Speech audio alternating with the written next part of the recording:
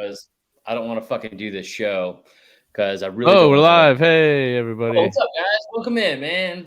What's up, Dawgs? Dog Nation. Where we at? Woof woof. Can I get a hell right? Can I get a hell right? We're gonna do this show for 33 minutes and 18 seconds. Am I right, dog fans? I got my Stetson fucking Bennett shirt. This actually is the best part of the whole broadcast. It's just all this. Oh, we got Cameron Camp in the chat, fired up. Oh, we got Craigs. That's gotta be Kyle, right? Either that or Jason. Or Jason, yeah. Love it. Oh, it says man. Facebook user, so we can't tell. It's weird, yeah. All right, yeah, we'll let it build up a little bit, and then we'll get started. We'll get our special guest Drew Butler from the Dawgs on with us as well. Dog. I mean, he's a former dog, but he's always a dog. You know what I mean? As most of them are. No such thing as a former dog. Well, I would have to disagree with you on that from my personal experience, but yes, that is true. Let's see. Tiffany says, "Badass shirt, Chris." Thank you, Tiffany. I appreciate that. So ready for the season to start. Nicholas Moore, James Spivey in the house. Love me some James Spivey. James recently got an iPhone, and first thing he did with it was start sending me very inappropriate memes. Like how inappropriate on a scale of 1 to 10? 11. Tiffany makes a great point. Jermaine Burton is a former dog. Yeah. I mean, yeah. You know what I meant. What's up, Trevor Carson? Trevor, I love you to death, bro. I got to know if you were drunk when you sent me that DM about bending the knee. I got to know. He sent me a very fired up email. I feel like this is like maybe it could kind of fit in with our first. I look skinny today. Fuck yeah. This is great. Why do you look fatter than me? Because I'm sick. Oh, yeah, makes sense. Okay, yeah. All right. Drew is in the waiting room, so let's get started. We got some people viewing, so welcome everybody. All right, you ready, Chris? I'm ready. Are we not live already? I thought we were already live. We're live, but you got to do the actual intro, right? Okay. All right. 3, 2, 1. Hey, everybody. Welcome back to the College Football Uncensored Podcast, brought to you by Saturday Down South. I'm your host, Tyler Huck, and with me, as always, my co-host, Chris Marler, just wearing the red and black like it's like his team now. Well, here's the thing. If you follow me on Twitter, you know that nobody gets along better with the Georgia fan base than Chris Marler. Nobody. They just today I tried to compliment Texas, and Georgia fans were like, "The fuck you are, bro." No, I'm fired up about this. I have so much to say about Georgia, and a majority of it good.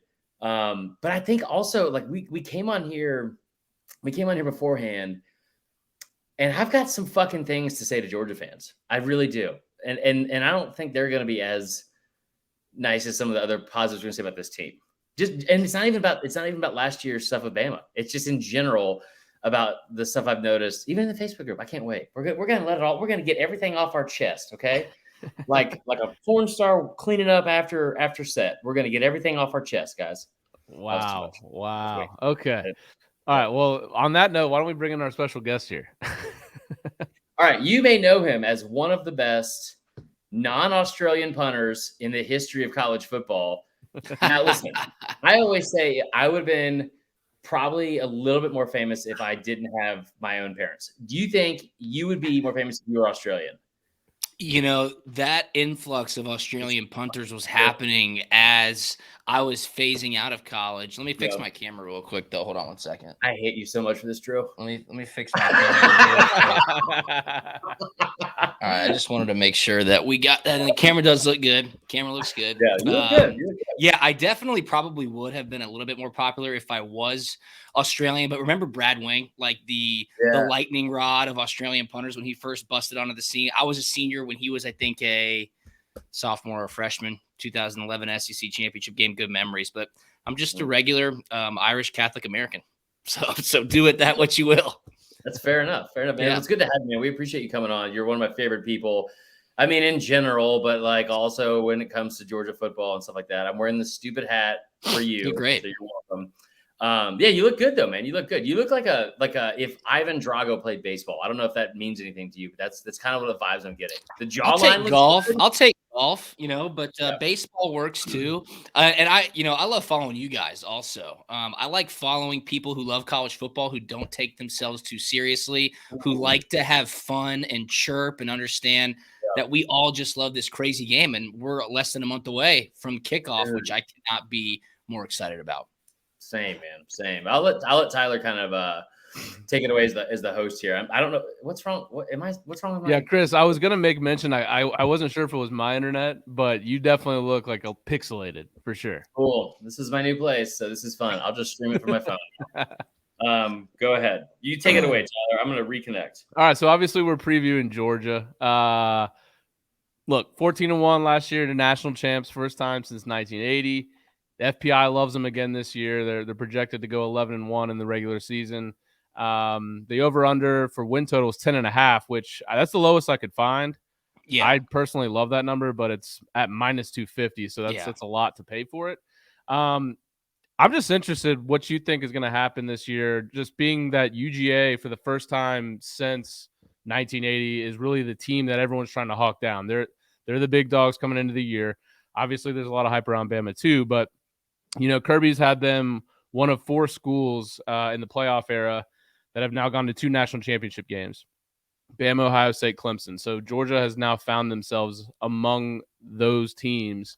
So they're hunted, but they also lost 15 draft picks in the offseason, and they lost 5 coaches, which they haven't had that amount of turnover.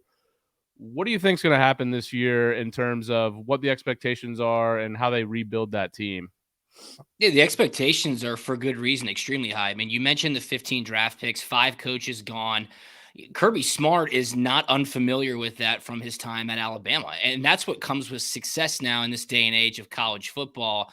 Obviously, they're meeting up with Dan Lanning, their former defensive coordinator, in week 1, who's now the head coach at Oregon. I think that might be the hardest game of the season for Georgia. I love the consistency that they have and the familiarity that they have on offense this year. Todd Monken coming back. Stetson Bennett finally back. He is the quarterback. No questions around that situation heading into the season. Really, really good skill players on offense. Defense, a lot of attrition.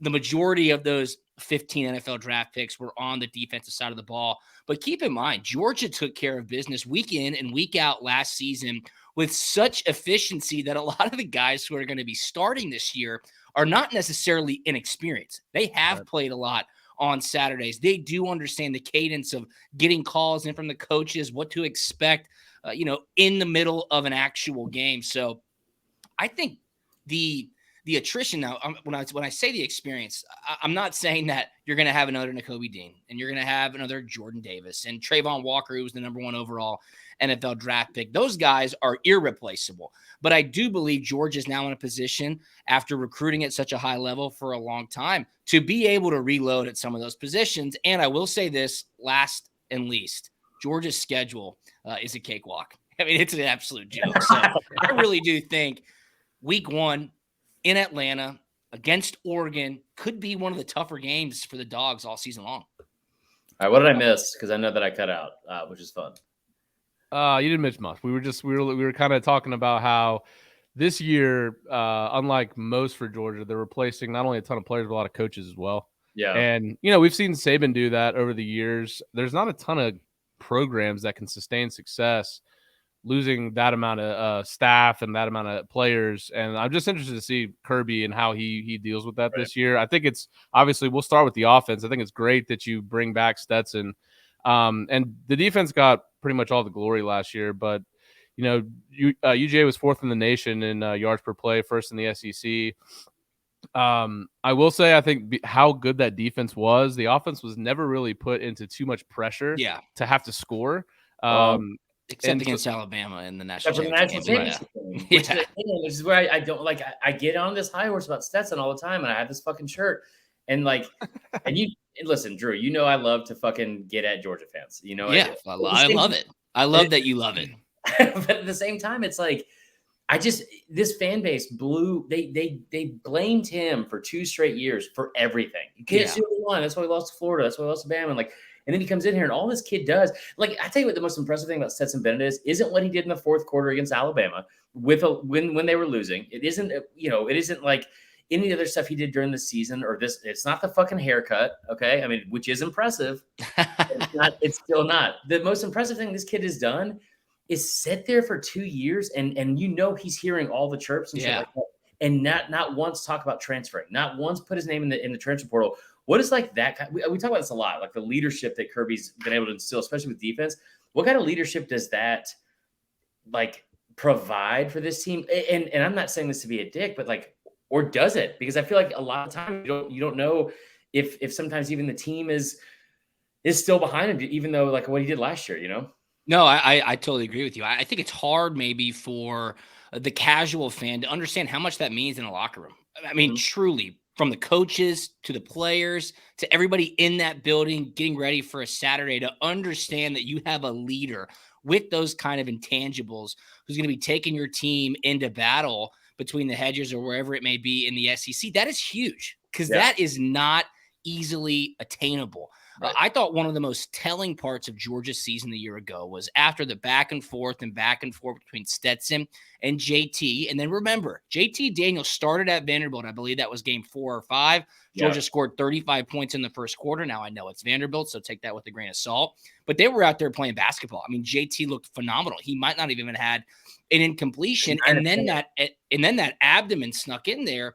And Stetson kind of took over. I forget which game was after that, but in the middle of the season, Nolan Smith was asked in a post-game interview on the field about the quarterback situation, and he said defiantly, "We trust Stetson Bennett." And I go, wow, that tells you a lot because the guys on defense are playing their asses off. They know that Stetson is going to be able to put the offense in good position, take care of the football, take time off the clock, really just help manage a football game. Is that a bad thing? No. Stetson Bennett is a national champion. With that being said, now having an entire offseason of being the number one quarterback, Georgia did not lose Todd Monken as the offensive coordinator. I think that was a key aspect of Kirby Smart's offseason, knowing what to expect from this offense, from the leadership of this offense, from the skill positions on this offense. I think it's an underlooked storyline heading into Georgia's defense of their national championship because of how great the defense was a year ago and how much talent they lost off of that defense. Tyler, you brought up a great point. Nobody talks about it. Georgia led, did you say the SEC or the nation in yards per play? Yeah, I mean, they led the SEC fourth in the nation. Yeah. I mean, that's a statistic right there that nobody talks about. You're like, Georgia was leading in chunk plays, 25 yards or more, very efficient. And for some reason, it's just everybody wants to point at Stetson, win, lose, or draw. And to see him take those shots on social media, take them in the media if you're just in and around the Atlanta area or you watch college football, for him to be able to tune it out and then just go out there and ball, I've got nothing but respect for the guy. And it's phenomenal. I'm excited he came back. Remember, he could have left. I think it's really going to be a fun season for Georgia. Oh, left. I mean, who knows where it could have gone? Could have gone to the XFL. Could have gone to the NFL. It could be snow and insurance, or he could have been doing anything. He could have been on the Punt and Pass podcast. That would have been. Yeah, I mean, no, I think it's awesome to watch, and I will say I've said this before, and like you're drinking water. Obviously, we already talked about the jawline, the professionalism, all that good stuff. But like, let me just allow me to take a little like tiptoe over the line into the unprofessional part of it. I went to the spring game. I watched him come out and like fire and stuff like that. I've seen the haircut. I've seen all that kind of shit. Yeah. There's not a player in the country, in my opinion, that has bigger dick energy than Stetson Bennett right now. I would agree with that. Like, he's like, and it's not like the Will Levis bullshit where it's like, dude, do you want to see me eat a banana with the peel on? Like, no, Will, I fucking don't. I want to see you complete passes without interceptions because you led the league in them last year. Like, Stetson comes out here. He's done nothing but like consistently bring consistency to the program. And I think that's like, you brought up Monken. I think like, let's get into this for a second because I know that Bama fans have brought the injuries. I have brought the injuries. I think they matter, but it doesn't matter anymore because the game has been played. There's so many injuries that the Georgia team had going into the season. And luckily you get a full 12, 14 games to kind of work out those kinks with these new players. When you have a guy like Brock Bowers from fucking wine country that comes out here and becomes an All-American, and now you get to play Darnell Washington, and now you get to throw in Eric Gilbert and stuff like that, and then Kyrus Jackson. Maybe Arian Smith finally becomes like the guy that we all think that he could be. I mean, don't forget Ladd McConkey. My guy. That's it. Ladd McConkey. I mean, he had a good year last year. I'm not fucking around. So what a name. I mean, between him and Stetson, that is a UGA Georgia, name right at there. times, Baby. Georgia was playing the fucking Army offense of 1956 and like out there in Athens. But no, so like I think going in like Todd Monken, one thing that we never did a really good job of was giving that guy credit because, I mean, name a harder situation to walk into in Athens when you've got your first year starter supposed to be Jamie Newman. And Yeah. now installing an offense that is purely like you're doing it all on Zoom. And you saw I had to disconnect during this fucking broadcast. This is my actual job. Like, so how hard is it to try to figure out Zoom calls for like these 18-year-old kids and install an offense? Then you have JT and then you have Stetson. I think year 3 with Monken, he could be one of the best coordinators in the country. I already think he is, but I think like going into this year, what new type of wrinkles do you think he'll be able to kind of unleash? Again, I think it's that familiarity with this play caller, right? I mean, talking about Stetson, his field general, obviously Monken's the play caller, understanding how he's going to be able to react to in-game situations, knowing probably and being able to collaborate on a first 15 script heading into a game. Hey, Stetson, what do you like? What did you see at practice? That trust level is there now to where Monken can really dive deep. And you talk about the talent. I was listening to the radio today. They were talking about Oscar Delp. I mean, Oscar Delp, another tight end, 4-star, All-American. They're like the riches in that tight end room are maybe unseen ever in college football. I think somebody was bringing up the early 2000s Miami team, Talon Winslow, Jeremy Shockey, all those guys. But those mismatches that they're going to be able to scheme up. The running backs are always very well conditioned and can tote the rock. You're allowing Stetson to go into these games with a complete arsenal to where him and Todd are going to be able to really, I think, week after week, put new wrinkles in based on the mismatch situations and scenarios that they're going to be able to identify throughout film sessions. So I don't necessarily think Georgia's going to be tucked into any sort of corner, but depending on week in or week out, I think it's like open up everything, see what we can make happen, be as creative as possible. But in the end, you know what Georgia likes to do. They like to run the ball. They like to develop a play action situation to open up and take the top off of a defense. And then in the fourth quarter, just like they used to at Alabama when Kirby was a defensive coordinator there, just grind you down and make sure that you can't come back and steal the game from them. So I'm really excited. And again, think about week 1, all right? The expectations are there. It is a neutral site. It'll probably be 75-25 Georgia fans. I'm hearing that Oregon fans have lived up to their allotment of tickets. They do travel well. This is a new regime with Coach Lanning at the helm. I could just see a situation where Georgia gets off to a slower start, right? The nerves are going to be there. You're the defending national champions. It is a primetime game that afternoon on ABC or ESPN. I could see a situation where it's slower start. Oregon's fired up at halftime. Dan Lanning is slowing down the game, making sure that they're somewhat within reaching distance. Chris, I think the line right now is like 17.5 or 18. I would take the points right now. I would sit there and go take the points. I don't want that to happen, though, because I want Stetson to the last thing I want is to have to go into fucking week 2 and be like, is it time to give Stetson Bennett on the bench? Dude, he might that situation might never leave him. But I could just see Georgia pull away in the fourth quarter, right? 2 touchdown win, maybe a 17-point win if it stays at 17.5. I could see with what Coach Lanning knows about this entire locker room, being able to put his guys in situation. Bo Nix, like, could he create the magic that he's been known for? I think it's going to be a really good game. That's what I do think. Not to mention Cristobal. It's not like he left him with a bad roster. I mean, Cristobal can recruit. So they got some guys, some 5-star linebackers on that team. They got a really good O-line. So best football team in the state of Oregon by far. Right. Sure. Yeah. At least. Who's toting the rock this year? Is it going to be kind of a committee deal like it's been in the past? You lose James Cook, Zamir White. Is it going to be the McIntosh show? Is Kendall Milton going to come back from injuries and be the guy? What do you think about the running back position? I think to start, and from what I'm hearing and seeing, it's going to be Kendall Milton. And then obviously I'd love to see Kenny McIntosh get in there and kind of supplement what Kendall can do. I think Kendall has what it takes and has the familiarity with the program. Again, another guy who could have transferred, right? I mean, this day and age, anybody can transfer at any time for any reason. But there were some rumblings right after the season. Will Kendall Milton transfer? He decided not to. I think that's extremely telling. I think it'll be Kendall Milton to showcase. I think Kenny McIntosh will supplement. Then you'll see guys continue to step up throughout the season. But, when those decisions are made and guys are committed to a program, I'm going to root for them no matter what school they're at. A guy like Tank Bigsby comes to mind. Think about all of the attrition and craziness that was right after Auburn's season. Guys were going everywhere. It was a mass exodus. It was like, is Brian Harsin going to get fired? And then you see Tank Bigsby stay. I think those types of situations really create buy-in in the locker room. Now you know what you got, right? Everybody's hands in the pile. I think if you look at a win total, if we want to go there over under, I could see Auburn going over their win total. I think it's like 5.5 or 6.5. 5.5. Yeah, I think it's over. Shit. Yeah. Okay, so let me I was gonna say, tell me why I'm wrong, but I rarely am. So it's like, why would we even start with that? So the question I have for you is this: I think James Cook is the most difficult person to replace in that offense, but in that team, because if you saw like some of the stuff that Nakobe and Jordan Davis were able to pull last year. But before we get into defense, but McIntosh seems like the appropriate fit that's going to step in, but James Cook did so much for you guys. How do you replace his production and how you use him in game planning, really? Because we saw him whenever it was a big game. You saw him in the national championship game. He was a key part almost every single time of the game planning.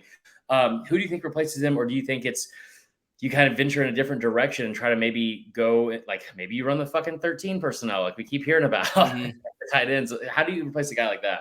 I thought James was certainly an X factor. I was a huge proponent of him. Really, his breakout game, obviously everybody knew who he was because he's such a good talent. But remember Georgia in that first half against Tennessee in Knoxville. Tennessee had a ton of hype. It was a high-powered offense. They were finding their groove. And, man, Coach Monken put James Cook in a situation to get out of the backfield, catch those swing passes, put him against a linebacker on a choice right over the middle, and then you're letting a guy with speed and talent take over. And then it happened again in the Orange Bowl, and then it happened again in the national championship game. It was kind of that Swiss Army knife to say, hey, we need to get out of a bind, or we need to identify where we can really pick up some opportunities, chunk plays. James Cook was your guy. You know what's crazy to think about? I mean, I was at practice. This was back in the spring. Eric Gilbert is like an absolute monster. You're sitting there going, is this for real? I mean, when I was in school 10 years ago, we just didn't have guys like that, simply put.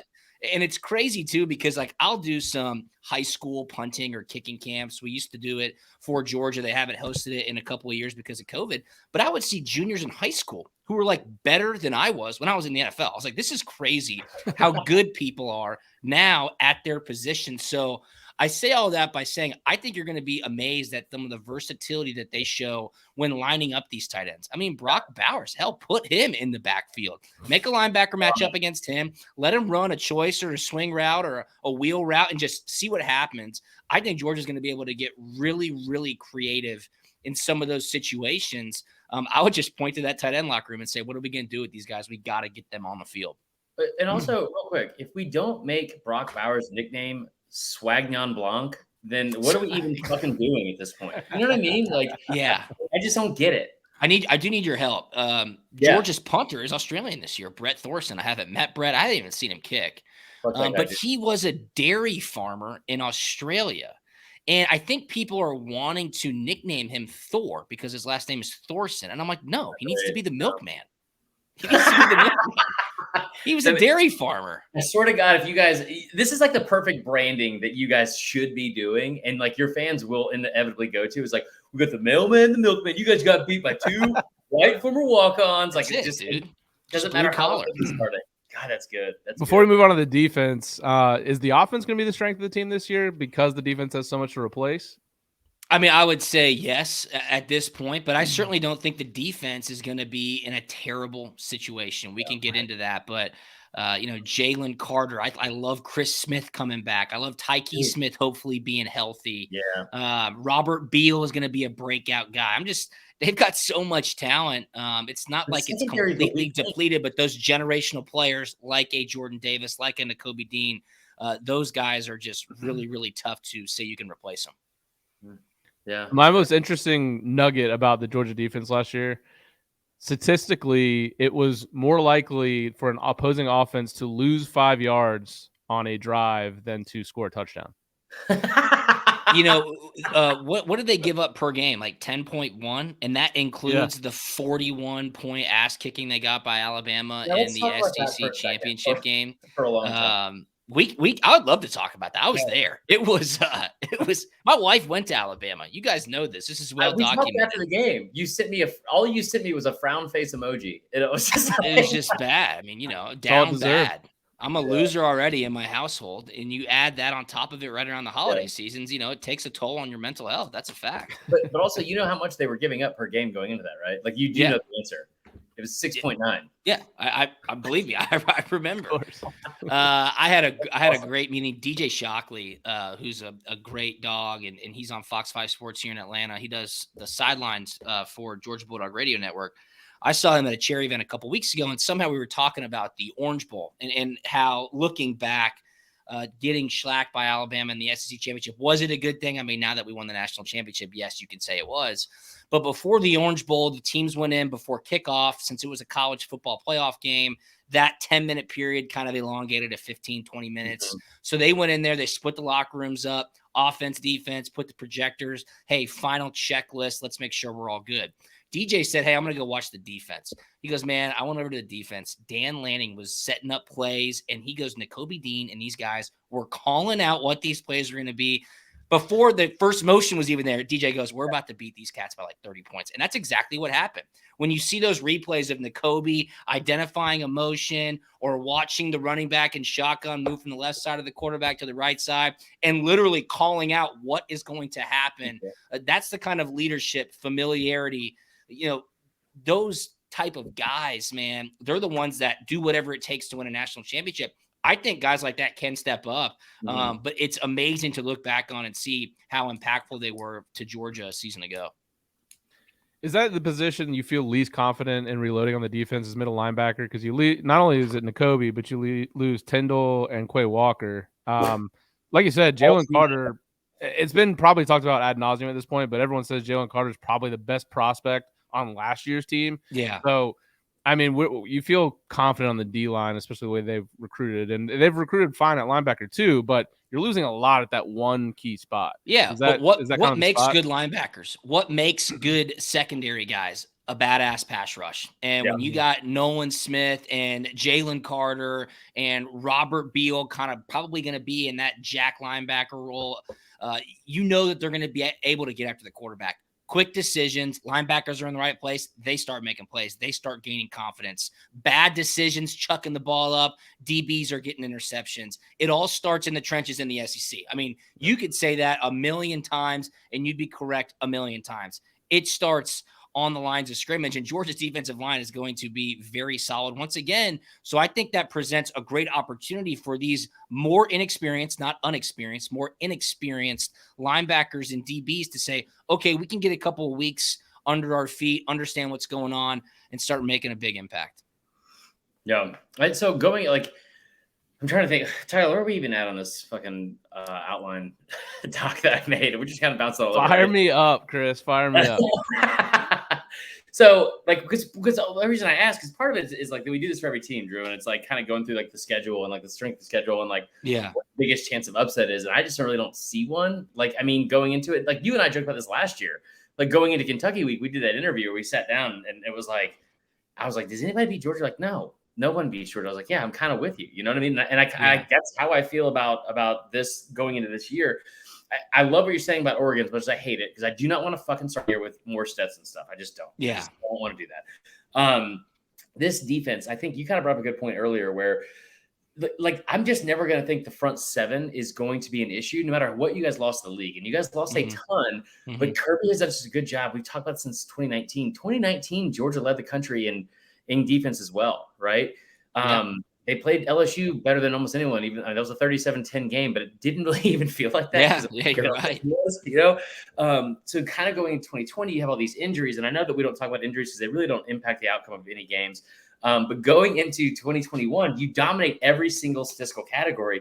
I'm not worried about the front seven. The front seven I watched in the national championship game in the first half on both sides is the best front seven play I may have ever watched in a football game. And I just think that he's done such a good job of rotating so many guys in and out. You're going to have experience. The back end, the secondary is where you kind of think there might be an issue, and you can kind of pick on, because there's not a lot of places to do it. You kind of pick on the SEC championship game. Well, maybe some people will be able to light them up. You saw what Tennessee was able to do early on. dude, they didn't even have Tyke Smith. Christopher Smith going to come back. Like, is there a weak link? Is it Thor? Is it the milkman? The milkman? Yeah. He better be delivering. It's a great question, man. Tyke Smith, before the season started a year ago, was my most underrated player on Georgia's team. He was my X factor. This guy was a freshman All-American at West Virginia. He had that kind of big game capability to understand how he could make a difference. And remember, last year, Georgia's secondary was inexperienced heading into the season. Now, that front seven that you're talking about made that secondary a lot more comfortable about week 2 or 3. Lewis Cine ends up being a first rounder. Keely Ringo, the star of the national championship game. Tyke obviously got hurt. I thought Chris Smith really made a name for himself, which is really going to be awesome. Keely Ringo, I saw him in person. Could not believe how big he was. I was like, dude, this guy's a linebacker.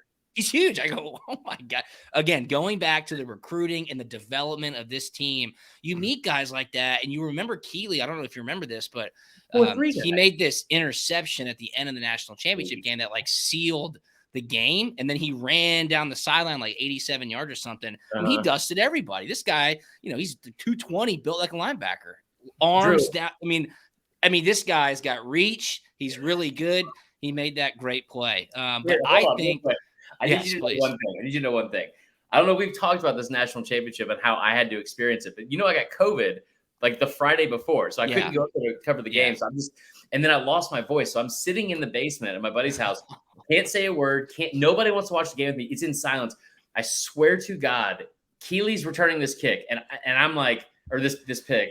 He gets to the 5-yard line. This is how sick I am. Okay, gets to the 5-yard line, and the TV freezes, and I'm like, Hold on. Maybe he doesn't get in. Maybe something happens and he trips and fumbles and just like Auburn Jesus shows up for Bama. I don't fucking know. But people forget he was a 4.3 guy out of high school. I know. He's huge. He's huge. I was at that game, and the collective joy that the Georgia fan base had after was something that I've never experienced. Maybe my wedding night, but other than that, nobody, that many people smiling. This was during the height of Omicron. I got COVID at the game. I debated just going up there because I didn't think it was that game to be honest. But I had to come home the next day and I had to rewatch it because it was so intense. That fourth quarter was so intense. You are seeing the game, but you're not really able to take in everything. Like when Stetson fumbled and then it was a recovery by Alabama. Like that happened so quick. You're looking up at the Jumbotron. It's like, what the hell is going on? So going back and just realizing how wild that game was, that is a game that Georgia used to lose 10 times out of 10. And somehow, some way, only in Indy. I remember one of my friends, Ryan Skates, who runs the Poor Man's Game Notes, years ago when Indy got the national championship. And everyone was like, why the hell is it in Indy? He texted me. He was like, mark it down. Georgia will win the national championship in Indianapolis. Sandwiched between, where was it? Dallas and LA is this year. Or, definitely not one of those cool places. It was -5 degrees in Indy. We were freezing our asses off, but it was worth it. So I got to say, I know you got a lot of stuff going on. We've already had you for 33 minutes, so we'll get you out of here in like the next 5. I just want to say, like from the bottom of my heart, and you know me well enough, like off air and everything, it's been such a pleasure already to have you on here to talk about your national championship and also your wedding night and the same thing. That's if there's anything that I could listen to, it's those two stories, and I appreciate that. I have a ring from my wedding. I don't have a ring from the national championship, obviously. But my dad, Kevin Butler, is on the Georgia Bulldog radio network. So he does the pre and post game. And then him and Jeff Dantzler, who is just one of the best guys, a Georgia historian, a great radio personality. They do the Sunday morning Bulldog brunch. It's the call-in show. Well, they got a phone call a couple of months ago from the athletic department, and the athletic department says, what are your ring sizes? Because we're sending the broadcast team national championship rings. So my dad will get one, which will be really cool. What is the place? Where do they shoot that from? Something Grill, right? Yeah, Hilltop Grill. There you go, Grill, man. Yeah. I will say, just again, how terrible a person I am. I've listened to that on several occasions after you guys have lost games. Oh, that's the best part. I feel bad for my dad. Like when they do the Saturday night games, I mean, they're on the air till 2:30 a.m., 3 a.m. Doesn't stop. And it's all the people driving home. The phone lines are blowing up, win, lose, or draw. Right. But the worst part is after a loss, which thankfully hasn't been too frequent the past couple of years. If it's a night game loss, they're taking really, really angry phone calls until 3 a.m. They're on the air at 10 a.m. It's the only 2 Georgia shows that are on the air. Right. So it's all the same people calling up being like, hey, man, I slept on it. And I'm even more mad now. So they have to like take all these calls and you're going, holy That's cow, awesome. I feel for these guys. Good stuff, though. All right, let's talk about the over under win total 10.5, and then we'll do some rapid fire here at the end. You're gonna get a breakout player too, and one bold prediction. Yeah, that's a good call. So breakout player, I think Eric Gilbert's probably too obvious at this point. So maybe someone outside of him that will break out this season, offense or defense. Yeah, I'll say Robert Beal. I think Robert Beal is going to be a breakout player. Again, going back to the big time playmakers on that defense who are going to allow some other guys to shine. I think Robert Beal is going to be the guy who really steps up and makes a big name for himself. Go back to Glenn Schumann, the kind of the talent development that he's had. Obviously, a co-defensive coordinator now. I think this is an opportunity for Robert Beal to feed off of guys like Nolan Smith, feed off of guys like Jalen Carter, climb those draft boards, start getting that swagger and that confidence to get after the quarterback and get home. So he would be my pick. And then, hopefully, fingers crossed, Tyke Smith. I'm just a big Tyke Smith fan. Yeah. So I hope he has a healthy season, is able to make the impact we all know he can. I got one for you, because this is usually we reserve this part to say, like, is there a trap game? Is there whatever kind of game? We kind of both know how you feel. And I appreciate the honesty on it. Is kind of a cakewalk. Who do you think finishes second in the East this year behind Georgia? Because of the, just like we all think they're going to finish first, right? Yeah. I mean, I'm drinking the Kool-Aid, but I like Tennessee. I think this is the year Tennessee can get over the Florida hump. I'm not sold on Florida. And please, this is as unbiased as possible. The Anthony Richardson kind of what's going to happen at quarterback. Florida fans are restless. A lot of big name coaches were in the coaching carousel this offseason. They made, I don't want to call it a hastily made decision, but it was a quick decision to go get Billy Napier when all these big names were on the board. You're like, whoa, that's kind of an interesting call. I think that situation, the talent scheme fit for Napier in Florida could be telling. I just think it's going to take time. Is Napier the right guy? I mean, he very well may be, but I think that's going to take time. I like Heupel and the excitement. I mean, Tennessee's defense cannot get worse than they were a year ago. They've got to get at least a little bit better. I see them beating Florida, and I see them beating Kentucky. I don't think Kentucky has what it takes to be better than Tennessee this year. And, Chris, you and I are on the same page. Seriously, when is the last time Kentucky has won a meaningful football game? Thank you. I mean, they don't win big football games. No, the last time they've won a big game, I want to say it was late 2000s against LSU, top 5 LSU team. That was it. Yeah. That's it. All pull for Kentucky because we love Mark Stoops, but he does kind of get this benefit of the doubt on this whole thing where it's like, well, like he's ranked this high because look what he did at Kentucky. Look what he's able to do at Kentucky. Like, you're kind of at a position now where you finally have expectations, and you've done great. They've had 2 10-win seasons, but like, I'm just not high on the Will Levis stuff. Neither am I. Is he a great NFL prospect? Yes. Sure. Has that translated into winning meaningful games in the SEC? Not yet. Right. Remember what Georgia did to him a year ago. It was like, what was it, 30-3? And then Kentucky had that 10-minute fourth quarter drive. They went for it with the second left, and they covered because they scored a touchdown. I lost money that game. That hurt my feelings. So that adds to my dismay for Kentucky football. But there's no contest. You bring this up. We talked about this literally before last year's game, and Kentucky fans got so pissed at you when you brought it up. You're like, when's the last time they've won something like meaningful? The biggest takeaway from that, I heard people bring it up at fucking media days, and it was like, man, what Kentucky was able to do in that one drive at the end of the game, and it was like that was the bench. What? Yeah, you're like, what? Like, help me with this. They had a 13-play drive. It's like, fuck, man. Help me with this. So, this drives me crazy. Anyway. I have had talent producers. I have had people in the media tell me that I'm some like Georgia homer. Do I love Georgia? Yeah, of course I do. If you say I got into the media in 2017 to now, Georgia's won a shitload of football games. If I pick them every game, I'm doing pretty good. But what really upsets me is this. When you get into those situations like that, where like you watch game day and they're all going, man, Kentucky, watch out. This could be it. And then I'm on punt and pass going, absolutely not. Georgia's going to beat him by 30. It won't even be a contest. People are like, you're a homer. You're a homer. You're a homer. And then it happens, and they're like, oh, good pick. I'm like, no. Those guys were dead ass wrong. I was right. Come on. Help me out a little bit. Dude, here's the thing. Again, I will never get over the fact in 2018, my first year on the podcast, saying that Bama was going to lose the national championship game when I was at the fucking national championship game. And everyone was like, he's just hedging. And I'm like, breaking it down. Like, this is why they're going to lose this game. And blah, blah, blah. And everyone was like, he's just hedging. He's only saying that because he's scared of it. And I'm like, no, they're better in the offensive.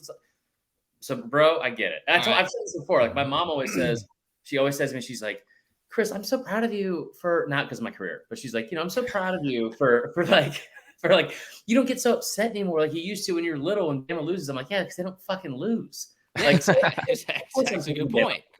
It's a good point. We're in a healthy relationship. Yeah, no doubt. I get it, man. I get it. And the Mississippi State, no. Rush 3, drop 8. That's not going to be an issue. I know the Kentucky game is late. Everybody likes to point to those late season games in Lexington, which are tough. I just don't think the talent matchup is there in Kentucky's favor. Guys, Florida and Jacksonville, I just don't see it right now. And obviously, August the 8th, it's early, but I'm going to say it once and I'll say it again. I think Oregon's the toughest game for Georgia this season, week 1. I don't think you should feel bad for that pick, by the way, because Georgia has far out recruited everyone else in the East and almost everybody in the entire conference outside of Alabama, and they're probably right on par with them. So they've got a talent advantage in every single game they go into, oftentimes by a wide margin. I mean, it's just tough on paper to see them, slipping up. I agree. That late Tennessee at Mississippi. I mean, you could throw Florida in there. Yeah. Florida, Tennessee, at Mississippi State, at Kentucky. That's a bit of a tough stretch, but at Georgia's talent level, I just don't see it either. I mean, I would go over the 10.5. That's for sure. I mean, they went undefeated in the regular season last year. So you're telling me they're going to be 2 wins worse? I just don't see that. And I'm a traditionalist when it comes to college football. I still hate that the Auburn game is no longer in mid-November, because that was just, you knew the holidays were around. You knew the SEC championship was in sight. The stakes were always big in that game. Always. The leaves are turning. Again, you're much better draw line. We're the same person in a lot of ways. I mean, you're like a less athletic version of me, and I think we all agree on that, Yeah, I mean, that's been established for sure. There's no doubt about that. All right, guys. Well, we got some questions from some fans in the Facebook group. If you guys are watching live and you want to throw some questions in Drew's way, we'll have him answer some of those. Stay on. We've had you for 40 minutes, so. Dude, this is great. Yeah, please. Okay. This is awesome. All right, cool. All right, let me track some of these down here. Real quick though, we're all going over, right? Yes, over 10.5, and I think there's an 11.5 out there that will be juiced to the over a little bit less. So I think that's a good bet too. Yeah. Listen. I bet on Georgia to cover alternate spread in the national championship game last year. I bet on them to cover 10.5. I hit on all 4. I had Stetson over 1 touchdown. I had the 4.5. I had Cook over a touchdown. I think he had 1, right? And something else, but it was like I think you're spot on, man. I don't see them having a loss. 10.5 seems very low. Yeah, which seems odd, but anyway, we'll get to the questions here.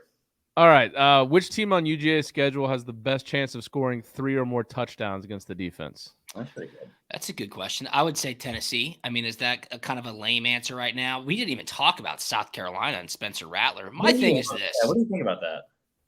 What on earth tells us that Spencer Rattler is going to have some amazing success in the SEC?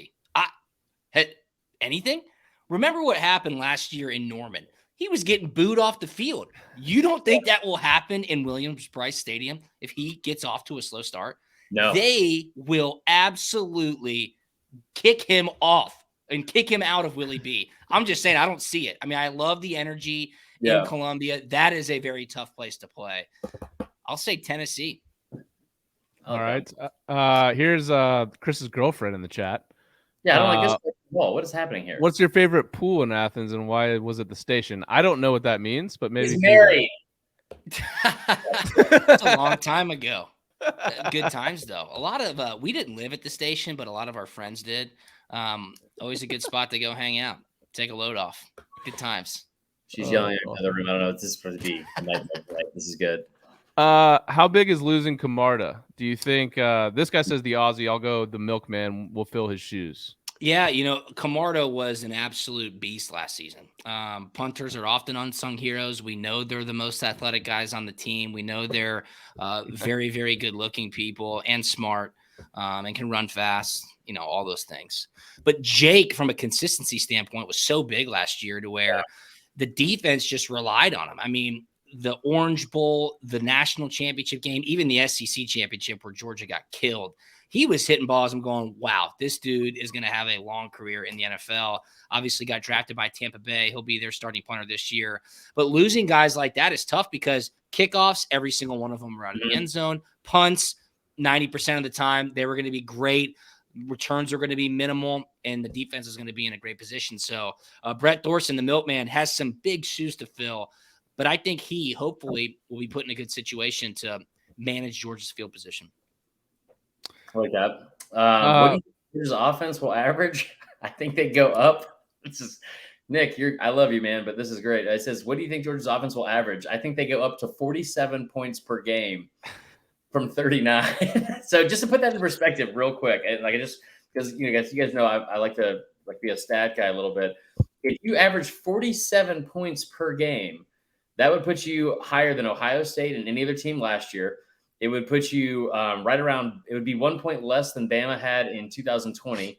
It would be 1 point less than LSU did in 2019, and right around those Ohio. Those teams weren't that good though, Chris. You fail to recognize that. That's a good point. I think honestly, that if you're gonna have a team like Bama 2020 with Mac Jones, Najee Harris, and Devonta Smith, and then 2019 LSU with Joe Burrow, I don't think there's any reason to doubt that Stetson Bennett could be in that kind of conversation. As much as I love Stetson Bennett too. So yeah, I mean, what did they average last year? 39. Yeah.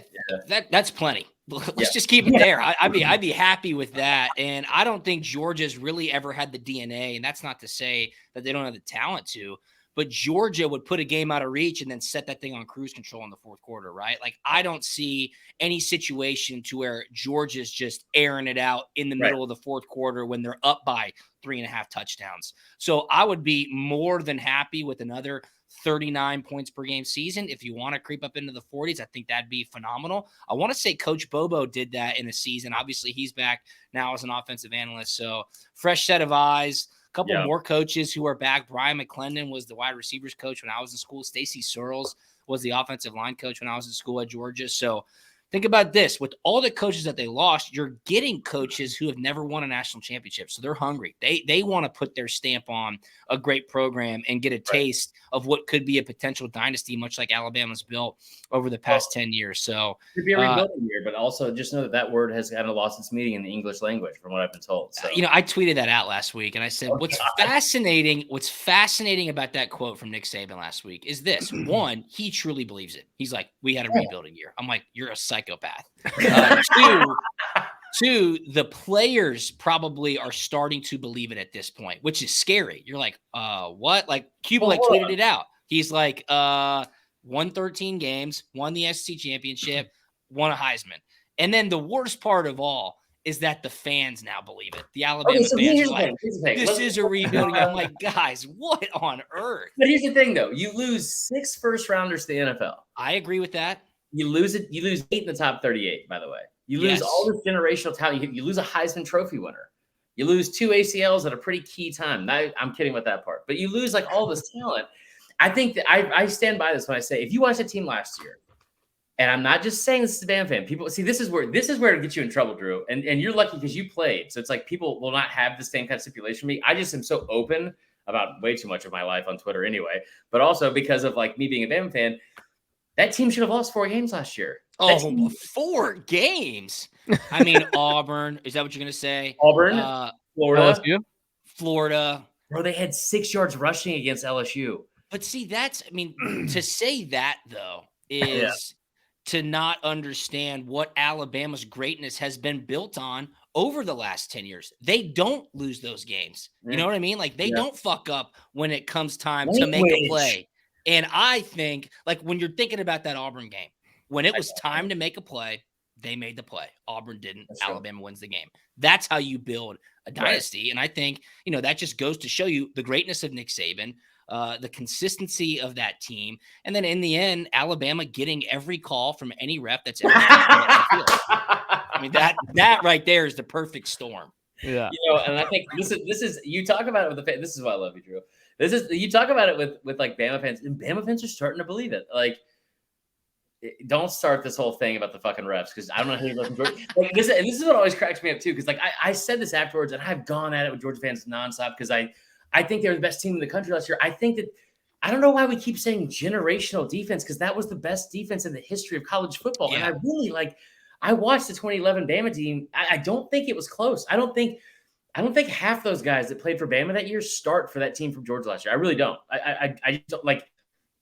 I mean, anyway, we can get into like more of a breakdown where people won't pay attention to that at some other episode. But I mean, like at the same time, I just feel like I forgot my whole fucking point. It doesn't matter. It doesn't matter. You were on the right track though. But yes, okay. Georgia's defense last year was phenomenal. Yeah. You're exactly right.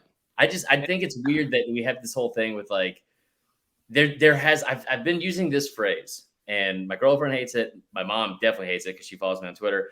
But it's like Georgia fans have had this weird like they've been horny for disrespect so much this offseason. Just begging for disrespect. Like, no one thought we could win. Like, and it just cracks me up because it's like, bro, everyone kind of thought you could do it besides your own fan base. Well, and we had good reason to believe that. Believe me. Yeah. There's a lot of hurt there. There's a lot of hurt there, Chris. You wouldn't absolutely understand. All right, let's get more to these other questions before because all right, a couple of last ones here. Mount Rushmore of UGA specialists. Ooh. Great. I mean, throw my dad on there, Kevin Butler. Oh, yeah, that's good. Man. Gordon Kelso, probably the only punter I'd put on there. Ely Kelso, dude, love Gordon Ely Kelso. Billy Bennett, legend. Brandon Coutu, legend. Billy Bennett, man. I love these guys. I've known them forever. The last one I want to put on there, one of my favorite guys was my long snapper, Ty Fricks. Ty Fricks was the man. Oh, Hot Rod. I see William Gray saying Hot Rod. Yeah, I mean, Rodrigo obviously gets in there. But to put a long snapper in there, my man Ty Fricks was just the best. And what's crazy is that Ty's dad, Mitch Fricks, snapped to my dad. Then Ty snapped to me. Oh, cool. And then Ty's younger brother, Trent, snapped after Ty. So 3 generations of Frickses. We'll just put the Frickses as one. We'll put the Butlers as another. Okay. We'll get Hot Rod in there, I guess, because of the goggles, the specs. Yeah. And then Spike Jones, the big toe from Cairo. People, Georgia fans will know who Spike Jones is. We'll toss him in there too. Man, I don't think there's anything my family would be on the Mount Rushmore of. I saw yesterday that fucking OJ was allowed in Shreveport, and I'm not even allowed in Shreveport because of my family. You want to talk about a place where I wouldn't wish my best enemy to go to. Shreveport, Louisiana. We played the 2009 Independence Bowl there, the Advocare Independence Bowl against Texas A&M. Von Miller, Jared Johnson was the quarterback. My boy Randy Bullock, who's still kicking in the NFL, he was the kicker for Texas A&M. We went 8-4 that season. We beat a top 10 ranked Georgia Tech team. We were unranked at the time, last game of the season, which was great. Got us into the illustrious Independence Bowl. One of our bowl activities was visiting the Air Force Base. That is where George W. Bush got put into a bunker on 9/11. So you got to go down in the bunkers. I mean, that was cool, I guess. I think we did like a fish fry. Yes. The casinos were certainly off limits. And then Christmas morning, 2009, we had a full pads practice. An ice storm had come through. So the artificial turf on the field was covered in ice. And I'll put my hand up. I was a true specialist that day. I kicked for about 5 minutes and I sat my ass in that locker room for a good 2.5 hours while all those guys were on the field. That was probably one of the saddest days of my football career. I was like, this is awful. I want to go home. That's funny. All right, give him one more time. Let's get him on out of here. And then also we want to hear, your co-host Big League Gets, I'm assuming because he's heard anything I've ever said about him in the past, which is fine. I don't know that. I cannot wait to, give him a baptism by fire with punt and pass. But one more question, then I'll get into that. Would be awesome. Yeah. Well, this is a personal question. I went on your Wikipedia page, which I know is always usually correct. It says you're on the golf team in high school. Yeah. How far do you hit a 7-iron? Love playing golf. 7-iron, stock 7-iron, 190, 195. Ooh. Love playing golf. Been playing golf my whole life. It was the sport that I played before football. So I played golf all 4 years in high school. Shout out to Peachtree Ridge Golf Team. That's cool, man. Yeah. Well, you mentioned your show with Jake Fromm. So it's the Punt Pass podcast is the name of it. Tell us a little bit about that. I know Jake just joined up with you recently, right? That's right. Yeah. So we're heading into season 6, Punt and Pass podcast. It's hosted on Podcast Park. You can get it wherever you listen to your podcast. We got a pretty awesome YouTube channel as well, puntandpass.com. Jake Fromm joining up. I'm so fired up to have him. He's going to be the first member in the media, okay, that's ever played for Kirby Smart. I think that's fascinating, especially now heading in to this season for Georgia. A lot of expectations. Jake won an SEC championship, a Rose Bowl, a Sugar Bowl. He's got a ton of followers on social media. And I am excited to kind of hear his thoughts. I mean, this guy was throwing touchdowns for the New York Giants less than a year ago. Yeah. So he's back in Athens now, finishing up his finance degree. I said, Jake, I got a great opportunity for you. Let's chop it up and talk college football. Obviously, we're extremely SEC focused, but as the season progresses and those college football playoff rankings come out, we cover the top games and the top storylines week in and week out in college football. Our first show is going to be live this Friday night. If you're in the Atlanta area, a live show. We'll be at Truck and Tap in downtown Alpharetta at 6 I'm going to be there on Friday night. You're going to be there. Yeah, my office is right next door. Our producer of our podcast will be also producing that show, I think. And so he told us about it, so I will stop by. All right. Well, you guys will be there. Chris, you're not allowed. We'll put you on the do not enter list. But I'm excited to kind of introduce Jake to everybody. The thing is this. We like to have fun at Punt and Pass. Yeah. We like to obviously bring our insight and perspectives to the game. And Jake is much younger than me. I'm 33 now. My wife and I are expecting our third child. I like to try to stay relevant by doing the podcast. Jake certainly is relevant. This guy was throwing touchdown passes about 8 months ago in the NFL. So fired up to get him in the fold. We'll have fun all season long. Damn, 3 kids, huh? Wow. I got 2. So it's I got 3 and 1. So it's a lot. Yeah, man. Bridget's 4, Kara's 2, and then we're expecting baby girl number 3 December 7th. Ooh, so 3 girls. Awesome. Yeah, man. Well, I hope that is the day of a lot of happiness, because I can only imagine a couple days before that, when you guys lose in the SEC championship game again, it'll be a day of sadness. But I've already planned it all out. We appreciate it, man. Thank you so much for coming on and spreading some of the, I guess I would say, good news and fortune that Georgia's going to have again this season. But we'll do it again soon, man. You've been great. Awesome, fellas. Appreciate the invite and love coming on. Yeah, yeah. Thanks for coming. We'll see you. All right, so Tyler, we've got that was great. Drew's awesome. Yeah, man. Drew is great. Are you gonna be able to make it up on Friday to Truck and Tap? If my girlfriend lets me. She's God, dude, unreal. What? No, you'll be there. I'm just saying, like, the thought of a live show, that sounds awesome, right? It does, yes. So we'll go up there. We got to spread. I saw some people in our comments here that were telling us that they're going to be there at the show on Friday. So we're already we're building the hype up here for Drew and Jake. So, all right. Anything else before we leave here?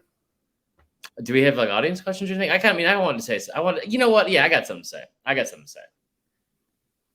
want to just have a little fireside chat with Georgia fans real quick. Oh God. So, no, this is fine. I should end it now. No, you should not.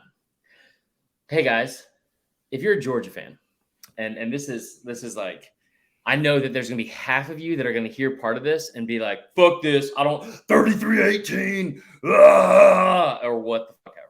Okay. You are the defending national champs. We are 21 days from college football season starting. 21 days. Isn't that awesome, Tyler? I'm pretty pumped about that. I can't wait. I know. It's going to be awesome. Here's the deal, guys. Fucking quit with all of the, I was told such and such. Like, no, you weren't. Most of the shit you guys have been told about your defense being bad hasn't been from either of us. It hasn't been from anyone in the fucking Facebook group besides the Twitter and Florida fans and fucking Tennessee fans you pick fights with on purpose. Like, none of these things are happening in real life. You are the defending national champs. Fucking act like it. I can't believe I have to say this. I'm just putting the comments up as they stream through. I see them. But every fucking day, like we tried to promote this show today, and it honestly almost like hurt my feelings. I don't even care if the sounds. You guys know I'm so sweaty. You guys know me well enough that like I love you guys, right? But like, oh yeah, I can't tell this is a pump up. It's a diss track, Trevor. It's a diss track. But like we posted about it today, and we were so excited to have Drew on and talk about Georgia and preview the season and all this kind of stuff. And we put in a bunch of work about trying to do that, and we get so excited for it. This is the best fucking time of year. It's the best time of year, right? And we are super excited. I think Georgia. I said it in Atlanta at media days. I think they win the SEC. I think technically they have an easier path than Bama does. Might have a better team. I don't know. But stop fucking being hung up on so-and-so told me. No, who cares what fucking Randall 09876542 from fucking Wetumpka said on Twitter. You guys have arrived. You have arrived. Fucking enjoy it. Okay? Stop being horny for disrespect. Like I always say. I'm pretty sure that my girlfriend has a guest up right now. So this is sounds terrible. But stop being fucking horny for disrespect. And is it Drew Butler? Enjoy it's Tyler from the other room. No, just be fucking excited and go into the season and that's it. That's it. Just fucking God, I'm so tired of getting on the Facebook group and only seeing so-and-so told me. No, the fuck they didn't. No one fucking told you that. No one fucking told you that. Billy Ray from Shreveport said LSU is going to beat us this year. Fucking cares. We didn't even play them. One more shout out here. Taylor Pace. He says, stationed in Japan and love this fucking show. Live shows are awesome, especially if you do them at night because I can watch it at work.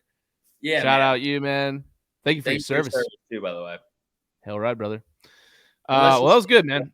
Build-A-Bear workshop thing that you're promoting. I don't know. I mean, but no, we appreciate it, man. So also, should that be? We got the shirt. By the way, I haven't told you about the update on this. I love that. We got an update on the cups. Yeah. Should be the weekend of the first games, which is good. Awesome. Should have been 2 weeks ago, but we should also have them the first week of the season. So, I did tell you that, James. I did tell you that. Anyway, but should our first t-shirt or sticker combination be for the pod be horny for disrespect? I'm horny for disrespect. I don't know if I can't wear that in front of my kids. Your kids can't read. I couldn't read till I was 8. Maybe we should. Hey, go like and subscribe if you would buy a horny for disrespect shirt. And if we get 10 reviews, by the way, I did want to read out a couple. We got a nice review. I want to read that out. 5-star review. I wanted to read that. Make sure we did that. We got 2 actually over the last week. One said, keep up the good work. 5 stars. Love what you guys have been doing. Second here, 5 stars. Just a guy from Mississippi who was born a Bam fan. I look forward to new episodes each week. You fellas are awesome and don't get enough credit, so thank you first and foremost. Thanks, the way you two feed off each other during discussions and just the overall chemistry between the two of you is by far the best of any podcast I've listened to. Fuck yeah. What do you think about that? I tell you what, I'm horny for respect, Tyler. I am fucking horny for respect. Well, he goes further and says, also, you all somehow make Marler's tangents relevant to whatever the topic may be. Gotta love a Marler tangent. I salute you both and keep it up. Roll Tide. Love it. Marler rant. So, love it. Hey, if you guys go give us a cool 5-star review, then we will also read yours out on the next show. Hey, look, we didn't get a true prediction to see what Drew thought about them winning a title this year. I think they've got as good a chance as any team in that top group, especially given the schedule. And so we'll see. We won't make our final predictions until right before the season. But I'll tell you right now, they fucking go 7-5. Hook them, Roll Tide. No, I got them going, I think 13-2 or 14-1. I got them losing the national championship to Ohio State. So let's get out of here. All right. Thanks, guys. Horny for respect. Why is it still recording, idiot?